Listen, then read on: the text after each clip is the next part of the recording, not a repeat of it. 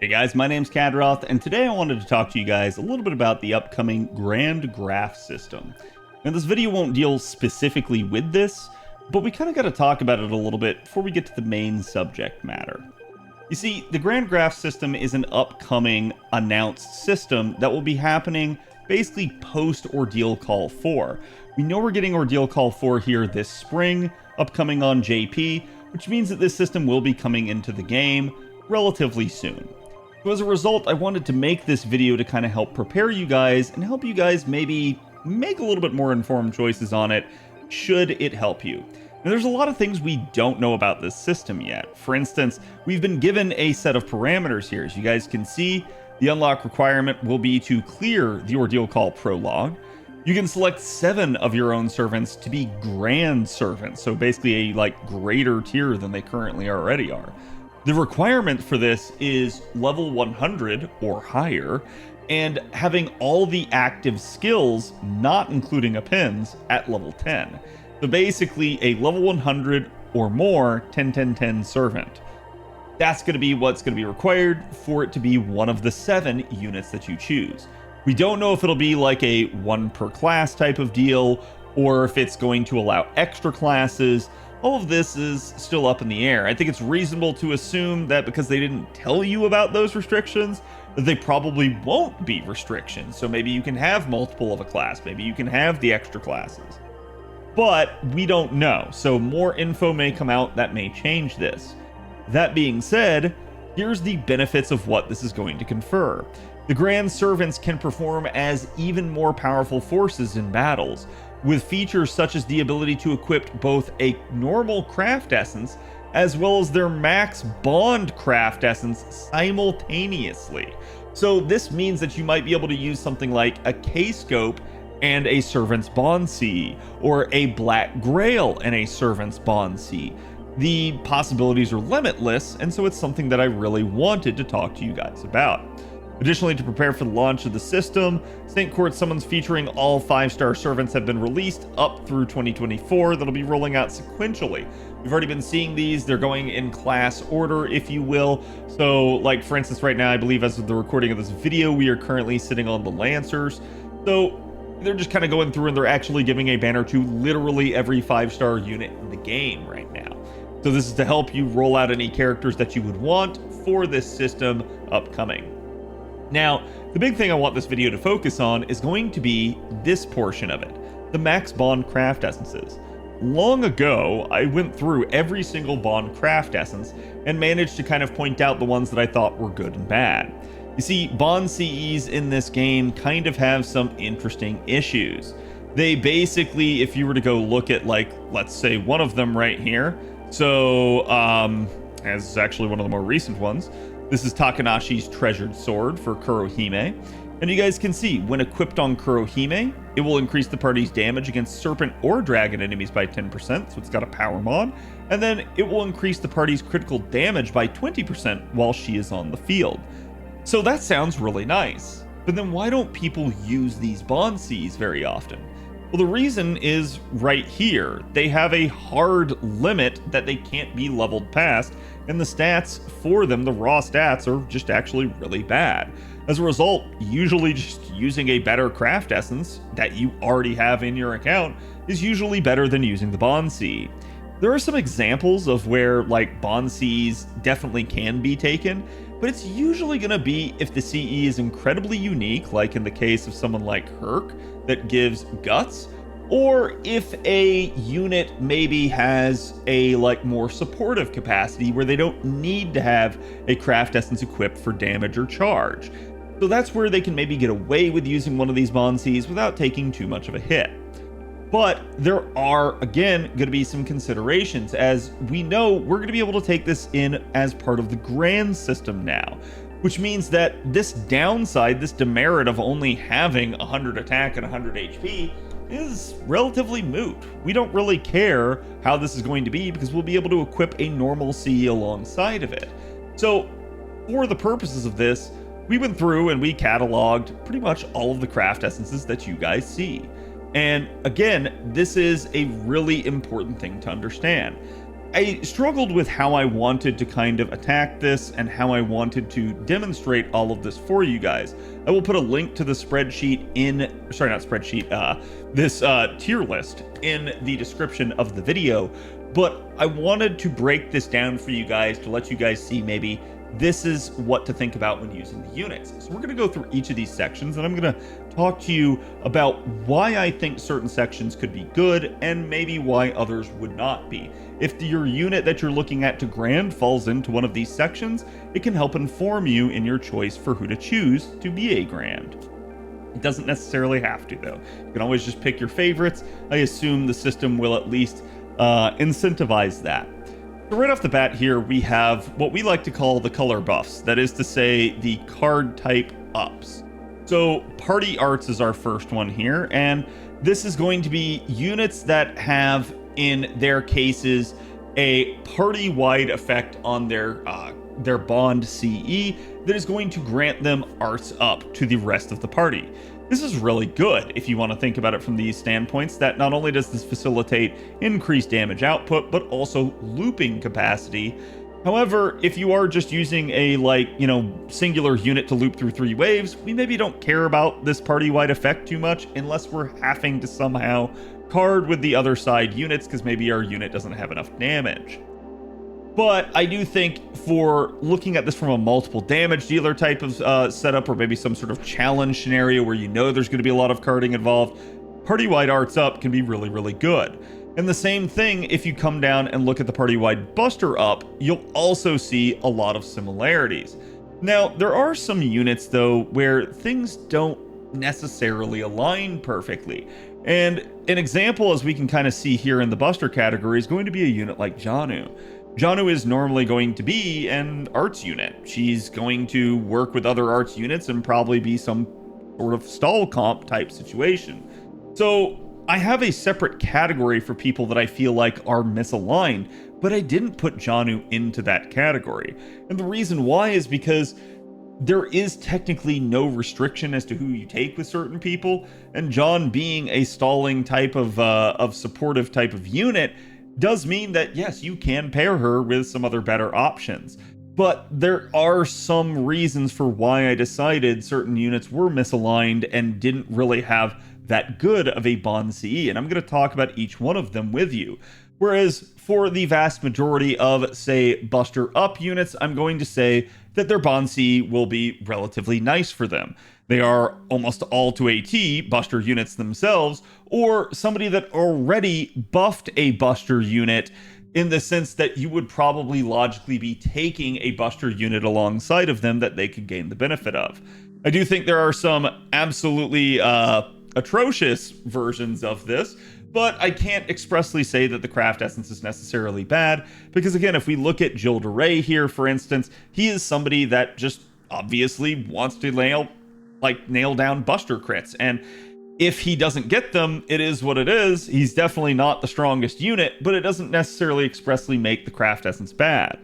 So in that regard, I do think Buster Up also could be really good. It's just going to enhance damage output, which is something that Buster units very strongly care about, and especially if you're using them alongside somebody else. So for instance, if you have, like, say, a Nightingale buffing someone else, or having a CE that provides party-wide Buster Up is really good. And considering the fact that you may be able to pair this up with other things like Ox Demon King, you may be able to get even more bang for your buck with how much firepower you're able to promote. Now, I'm going to say it depends on how the grand system works. If the grand system is going to incentivize way more damage for a character in some way by increasing their stats, then maybe granding a support wouldn't be the best of ideas. But if it doesn't, if it's just like this is the only benefit that it confers is the ability to combine Bond Ces with normal Cs, then there's really no problem with making a support unit one of your grands. So it's definitely something to consider. It's food for thought. Just think about who you want to grand. And again, if you want to go about it by way of just choosing your favorites, or by trying to choose smart gameplay-esque units that you think will really benefit your account. So now, Party-wide Quick is an interesting one. We talked about Party-wide Buster and Party-wide Arts to an extent. Party-wide Quick, very similar to Party-wide Arts, but there are significantly less units that have this as a Bond CE in the game. And I find that really intriguing. But this is also the category that has by far the most misaligned craft essences. I'm not really sure why this is. I think this kind of just goes back to some of the original jank that Quick has always had, and one of the reasons that people have felt that Quick is somehow this lesser card type. I still think Quick is a really capable card type. It definitely has its issues with its options for support characters, but I do think that overall the Quick card type is not the doomed thing that a lot of the people in the community seem to think that it is. But when you see things like this, it's easy to see why the community thinks the way that it does. We're going to point it out later with the misaligned units, but just how many of them actually do come from this Quick category. So there is a reason that there are a lot less units here. Just in general, they do have less options off the rip, but also because a couple of the options have been removed and moved to a different category. Okay, so now we also have dual party color type of buffs. So these are units that have a max Bond C that buffs not just one card type up, but two. Thinking about this logically, it's probably better to have a single card type up as opposed to dual, because you're going to get higher modifiers in that sense. So if you had party-wide buster up of 20% as opposed to party-wide buster up of 10% and arts up of 10%, I mean, that's not expressly bad, but it's not going to be as impactful as just having more of the main card type that you wanted to amplify your damage or your refund. So that is something to consider about these. To me, party-wide dual color not as good as the kind of devoted ones are, but still a useful max Bond CE to have, and it does kind of open up a little bit of options for like, hey, maybe you're going to take Diarmid, his is quick and arts up, so maybe you're going to use him for the quick NP to help himself, but maybe somebody else in the party is an arts-based NP, and so he also kind of helps them. There could be interesting ways to synergize these with other units, but I am going to say that to me they are a little bit lesser in terms of value compared to the others. If that logic works for party-wide dual color, then it's definitely going to work for party-wide triple color units. That is to say, these are people that have tricolor buffs. They have Buster, Arts, and Quick all in one. Definitely interesting. And you can see when you have things like Hassan of 100 Faces, kind of makes sense. Or even Demia here, who also himself has a tricolor buff in his own kit. So that's kind of why they do. They were already units that were thematic to have it, including units like Space Ishtar. So this is definitely an interesting one for her, and I think it works very much to Space Ishtar's advantage, given the fact that she does change around her card type. Now, I do think there are better ways that they could have handled it. They maybe could have given her, say, NP damage up, and that would have applied to all three card types. But it seems like it was a thing that felt thematic for the unit, and something that they did also maybe to keep them in line a little bit. So it's interesting to see how they did this. I think party-wide triple color is definitely good in the fact that it'll affect every single one of the cards that you use. It will affect every single person in the party, but it may not be to the same extent that, again, a single devoted, like, say, party-wide buster up would be for specifically buster units. So again, another good one, but maybe not as strong as some of the others. From here, we also have some variance in the sense of having a party-wide color buff for your cards, plus a crit damage buff, either for yourself or party-wide. This is an interesting one as well, because depending on the unit, you may find units have way more crit synergy than others. So again, say on a unit like Estrella, that can definitely be a good thing. Or hell, a unit like Merlin, where he's already a support unit, having this on him in addition to maybe something else, like I said, like an Ox Demon King or something, you're really going to help somebody else pop off at that point. So there is at least a little bit of synergy for something like this. I do find it interesting. There are some units that are very strong, say, for instance, in crit damage. So they get a little bit of a benefit of having both of these effects. They have a synergistic card type up with themselves, plus a party-wide crit buff. This can only really help them in that regard if they're already somebody that already depended on both of those two factors in their normal kit. Then you're also going to have party-wide color and NP damage. Now, obviously there are certain units that are going to take a little bit more to this. So for instance, if you're somebody like, I don't know, say, let's say Jarcher here, right? So Jarcher is somebody that having an arts up and NP damage up, it's just going to help her damage output. This is actually one of her biggest deficiencies, is her damage output. So having this on her, it's definitely going to help her and scale really nice. The added benefit of having an NP damage based one is that obviously that's going to scale with units like, say, Oberon. This is going to be really nice for units that are loopers, units that you're going to use with Oberon a ton, and units that you just feel like are going to be firing off a ton of NPs. If it's a unit, however, that's mostly primarily carding based, you might not gain as much benefit from that. So an example of this would be like, say, Mao Nobu before her buffs, where yes, she wasn't too much of a like 3-turn type of farming unit before them. Now she is. Now she's really good. But before that point, she was mostly relegated to being a carding gimmick unit in a lot of cases. So having an NP damage up on her Bond Ces, I mean, I guess, yes, it did help the NP pop off a little bit harder, but it wasn't the primary reason for why you were using her. So in that regard, it would be an issue, maybe, but only if you're not using the unit primarily for their NP. So to me, I think most of these units, they're perfectly fine in this regard. You don't have to worry too much about that. Each one of them is going to be a unit that you're going to try to get to the NP and fire it off a lot.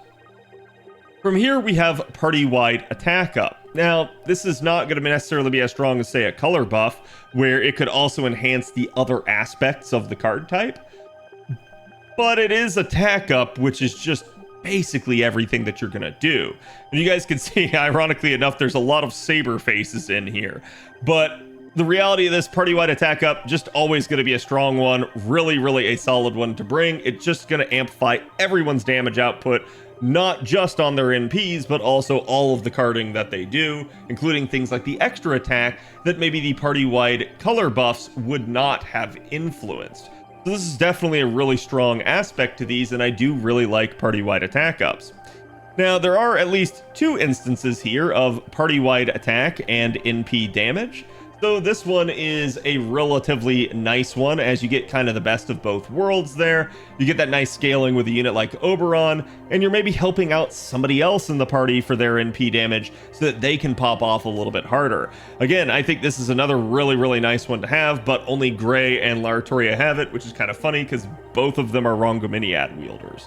But I do find that to be pretty interesting. Ironically enough, the other variant that you guys will see here is party-wide attack and crits. And guess who has it? It's Lartoria in her summer form. So this is a really interesting one for her, as she's already a unit that is synergistic for crit.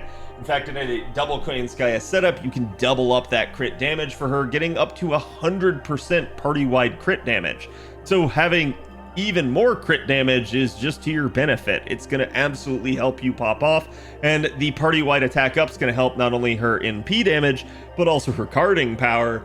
So this is a really, really nice one to have on Lartoria, and then, frankly, I think at this point in time, it's a unit that definitely needs it. So it's good to see this for her, as again, it'd be another really, really nice beneficial max bond bonus effect.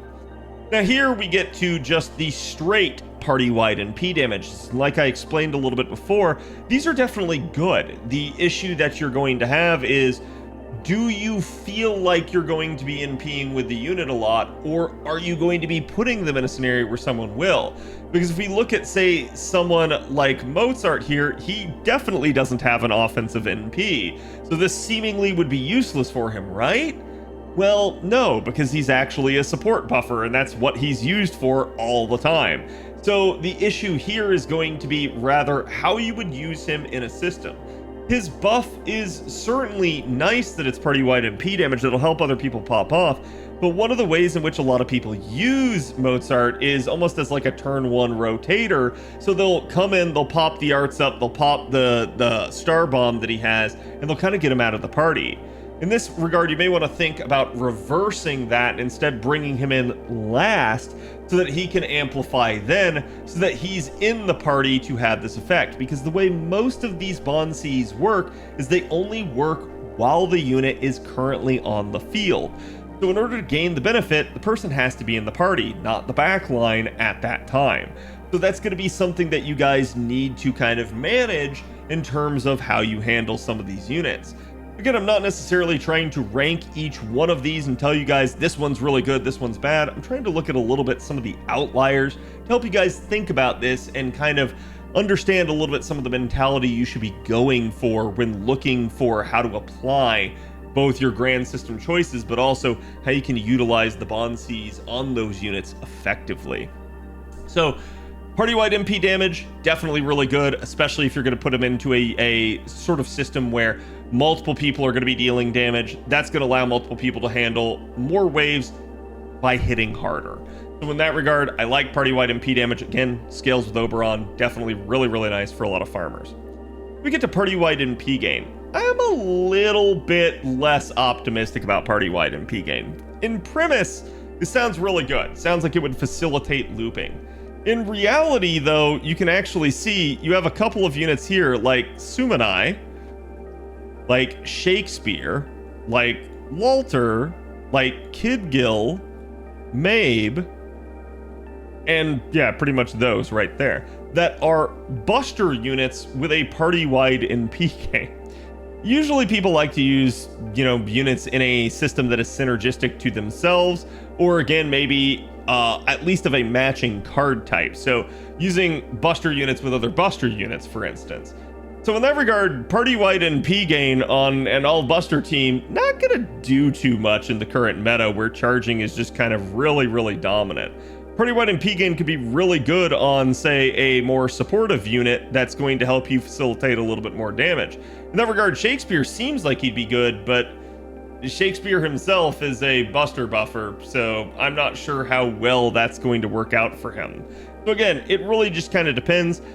To me, party-wide MP gain, honestly, I feel like the way in which this one would matter is if it somehow makes the unit that you're using alongside or the unit that has it able to reach a new echelon of sort of charge tier that they couldn't reach before. So that is to say, instead of refunding 45% of NP, now maybe they refund 50%. So it's a nice even number. That's a new breakpoint that allows them to maybe utilize different things.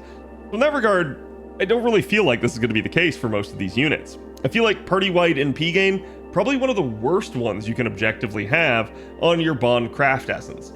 It's not the end-all be-all terrible thing, but it is going to be something that you'll really have to try if you want to actually use it effectively. Again, if you're in a knockdown drag-out fight where there's going to be a lot of carding, definitely going to help out a lot more, as opposed to maybe just looping through and firing off an NP or two where you kind of have to have enough refund and enough charge already anyways to make it work. So maybe you can get away with a little bit more with one of these units by having it on it, but I don't really think it's going to be that big or impactful of a thing. And then we get to the party-wide power mods. Now this is interesting because a couple of these, and actually a couple of them throughout the rest of the list, are conditional. And what I mean by that is you may see certain units on here, like say Charlotte Corday, that has a party-wide power mod to units, or enemies rather I should say, that have a skill seal on them. Now if you know about this, obviously Charlotte Corday has things in her kit that can grant skill seal. This basically means it's going to be a 1 or 2 turns out of every, like, say 6 turns that this would actually be in play. So this would not be as impactful as, say, somebody like MHXA that just has party-wide power mod against sabers, which means that if you're in a node that has sabers, every single turn, everyone will be dealing more damage. So that's a really good one, as opposed to one that's maybe a little bit more conditional, where it's still strong, but only on the set of circumstances that it applies to. And so at that point, you have to be a little bit careful with some of these. They're definitely not created equal. Some of them are definitely worse than others, but I didn't really want to say, hey, any of these are necessarily expressly bad. I went into this with the mentality thinking that some of these would be expressly bad, but I came out of it by just saying, you know what? I think there are ways that you can use all of these Bond Ces effectively, and some of them are just instead misaligned. We're going to get to that here in a second, but basically party-wide power mod can be a very, very good one or a not so good one, depending on the circumstances. So it really just depends on each individual unit and their craft essence as to what is going to actually be good and strong here. To me, I think party-wide power mod, still a kind of mixed bag, but again, it does have really, really good potential. Can absolutely be a good one to have on some of your units, and could potentially be some of the strongest in terms of double stacking of some of the effects that some of these have. So I do think that this is a really, really strong category, potentially, but not necessarily the best all the time. And now we get down here to the misaligned category, and you're going to see a couple of people in here that just frankly, each one of them has their own unique issues.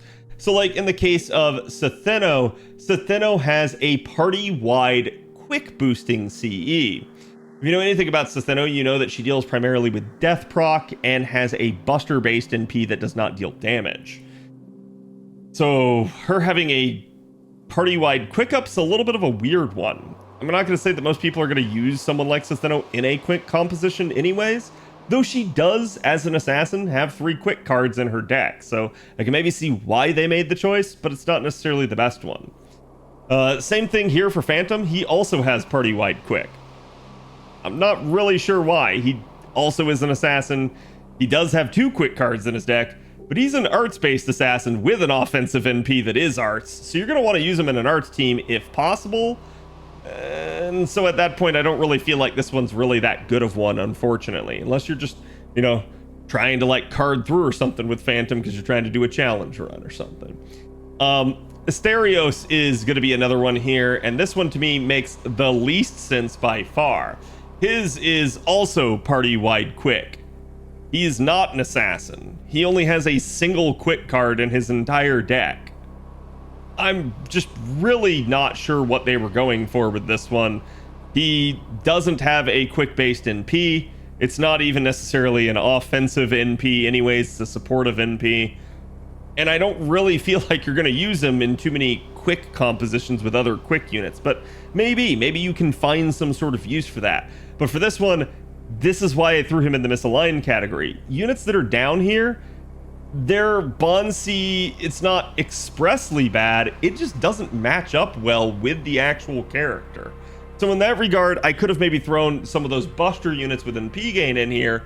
There's nothing stopping you from using maybe, say, one of them alongside a more like arts refundy unit or something like that. So I didn't expressly feel like they were necessarily misaligned, and they may also have the benefit of themselves getting better refund with their own cards, even though they are a Buster unit. So they had still some real way of tangibly getting benefit out of it, as opposed to some of these, I just really don't feel like there is very much benefit at all.